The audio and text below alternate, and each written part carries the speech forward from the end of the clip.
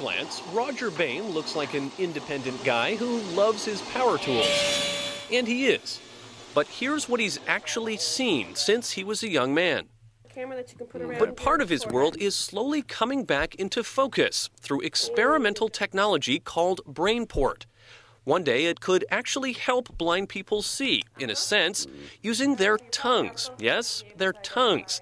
It swaps tiny cameras for eyes and transforms the images into electrical impulses that are felt on the tongue.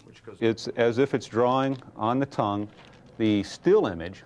And so if you capture the images fast enough, paint them fast enough, it's like a video display. Instead of being on a screen, now it's on your tongue. You know, when you're a kid, I don't know if you did or not, but when you were kids would draw on your back and you try to guess what it is. In normal vision, the eyes send signals to the middle of the brain. From there, the signals are sent directly to the visual cortex at the back of the brain. Not so for the blind. The BrainPort retrains the way the brain processes information by first stimulating the tongue with an array of tiny electrodes. The nerves in the tongue send signals through a different pathway to the brainstem and the area that deals with touch. Eventually, the blind person learns to interpret touch as sight in the visual cortex. Sounds impossible? Well, watch how Roger walks through the BrainPort office without any guidance. He can navigate this obstacle course, picking out specific shapes. Excellent. The camera sees this image, Roger feels it on his tongue, and that's how he can even spot the logo on a football jersey. Very good. Other blind volunteers recognize numbers.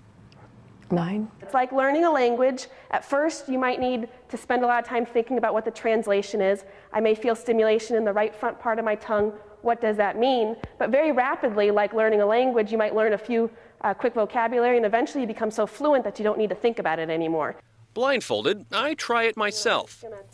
After a humbling first attempt, I want to say it's diagonal. Okay. And this one is vertical. I managed to understand some of the BrainPort language. I want to say it goes this way. You are correct. Okay. The technology is improving. Today, a car looks like this to a BrainPort user. A few months from now, they hope it will look like this.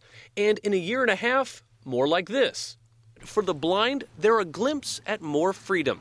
This develops where the next generation can really get benefits from it.